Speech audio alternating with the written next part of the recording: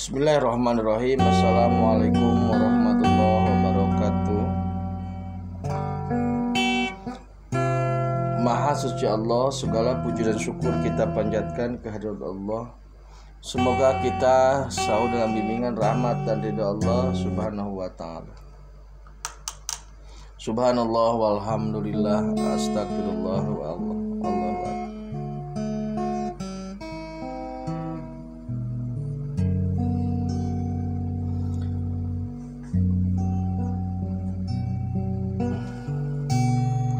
Kembali bersama saya dari tim Raja Wali Nusantara.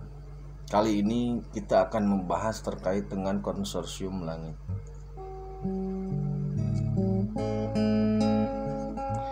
Beberapa waktu yang lalu, sudah beberapa minggu lah, itu memang ada rapat konsorsium di langit. Tepatnya di Ars.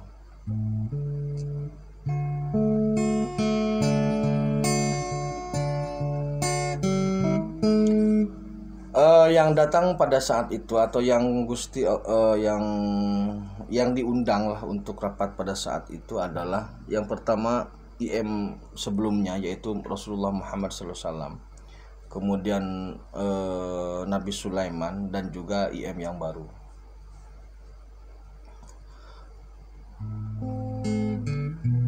Kenapa atau untuk urusan apa momentum itu diadakan?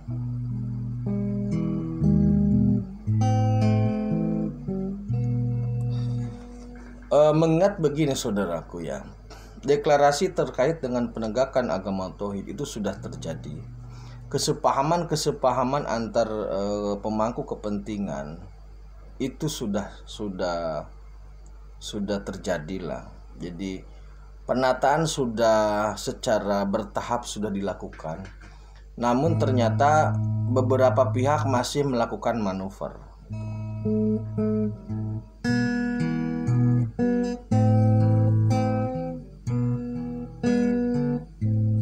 Sehingga kemudian SP banding kepada Gusti. SP atau IM ini banding bahwasanya ini tidak fair gitu. Ini tidak fair. Ketika semua tahapan sudah dijalani, sudah dilalui, tetapi masih saja ada hal-hal yang tidak sesuai gitu. Ini tidak fair.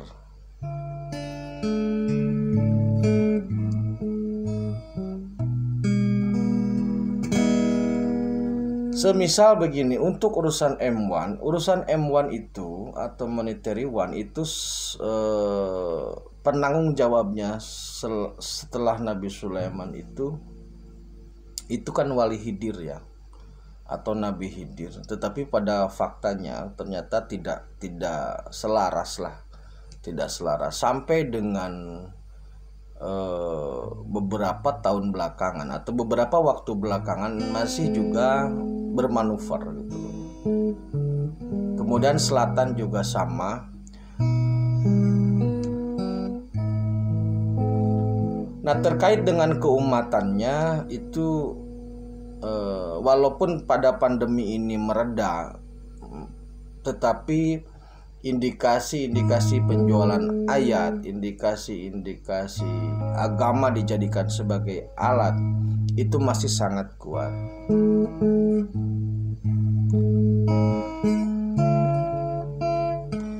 Nah, oleh karena itu dalam rapat tersebut,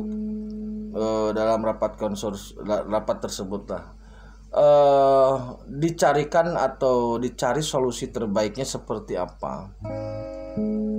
Karena hajat ini sudah harus berlangsung, tetapi masih ada beberapa hal yang bisa dikatakan masih melintir lah begitu.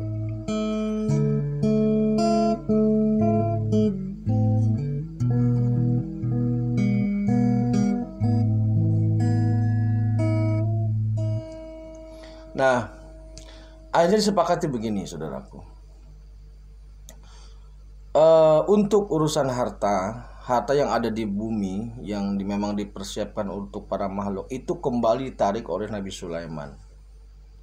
Kemarin itu harta itu diserahkan ke Hidir, kemudian harta yang ada di dunia ini dikelola oleh Khidir, otorisnya ada di Khidir. Kemudian selatan, Ratu Pantai Selatan, kemudian di Kanjeng Prabu Barwijaya. Nah, sekarang otorisnya itu kembali ke Nabi Sulaiman lagi. Jadi Nabi Sulaiman itu ditarik lagi untuk mempertanggungjawabkan harta yang melimpah gitu.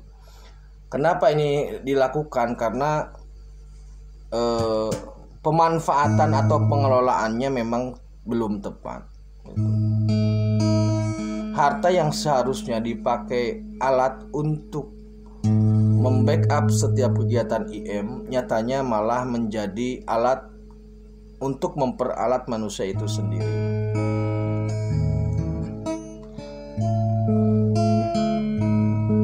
Kemudian untuk IM sendiri, karena memang Rasulullah SAW sudah sangat lama menjabat sebagai Rasul, yaitu sekitar sudah 1400-an tahun, 440 tahun. Maka sudah sangat pasti umatnya ini yang begitu mencintai dan sebagainya itu lebih tepat atau lebih pas jika Rasul sendiri yang mengarahkan gitu loh. Kalau dalam politik negara biasanya yang bisa mengendalikan massa itu ketua partainya gitu loh. Jadi ada membangun kesadaran bahwasanya yang menang itu partai yang sana, maka kalian sebaiknya mendukung pemenang gitu loh. Nah, itu kalau dalam tatanan negara. Jadi umat Rasulullah SAW itu melalui tokoh-tokoh yang memang bisa diarahkan itu, kemudian Rasul bertanggung jawab untuk membantu itu, membantu mengarahkan bahwasanya, membantu menyadarkan bahwasanya zamannya sudah berganti gitu. Bahwa zaman sudah berganti. Karena jika Rasulullah SAW yang langsung mengingatkan kepada para tokoh, para ulama, para kiai, itu akan lebih mudah. Karena memang Rasulullah panutan selama ini gitu. Nah, dari konsorsium itu maka bisa diambil kesimpulan ada pemetaan kerja yang baru. Tapi tidak merubah dalam hal yang sangat besar, hanya pada penambahan job desk yang tadinya Nabi Sulaiman ditarik menjadi masuk kembali gitu.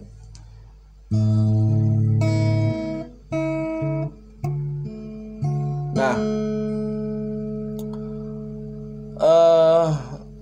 progres terkait dengan hajat ini memang sebenarnya sangat cepat. Tidak semua informasi yang bergerak itu bisa saya sampaikan ya, karena tidak mungkin informasi yang begitu besar bisa masuk dalam dimensi yang kecil. Jadi progres itu sangat banyak, pergerakan itu sangat luar biasa banyak, tetapi memang tidak semua hal bisa disampaikan ya.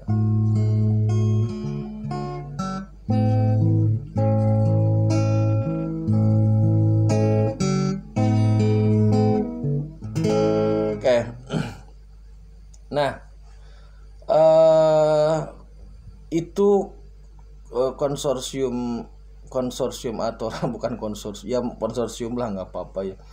Itu memang luar biasa karena saya kan pernah menyampaikan sebelumnya bahwa Rasulullah itu belum sampai ke Ars. Nah, pada rapat kemarin Rasul diundang langsung sampai ke Ars.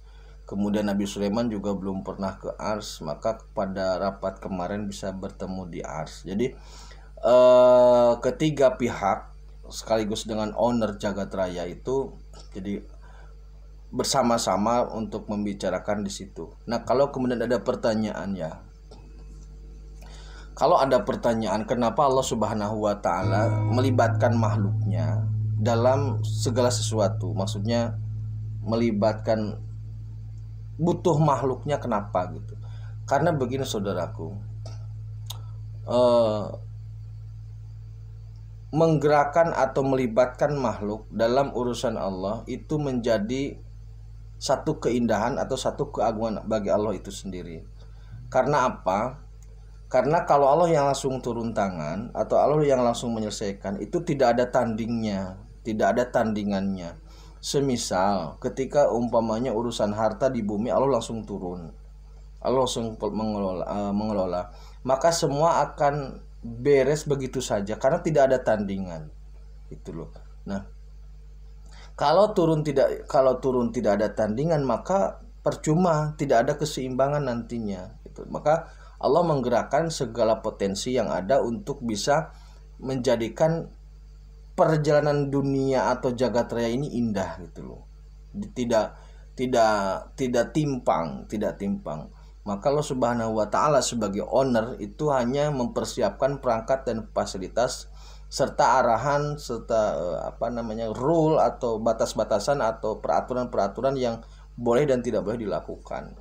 Makanya ketika ada permasalahan offset dari pihak kompetitor dalam hal ini metafisik, maka kemudian konsorsium yang barisan kanan lah bahasanya seperti itu dipanggil untuk mengimbangi hal itu gitu. Karena masing-masing harus berperan sesuai dengan kapasitasnya. Begitu saudaraku ya, rapat konsorsium langit. Terima kasih, tetap tingkatkan iman dan amal soleh. Khairul kalam. Assalamualaikum warahmatullahi wabarakatuh.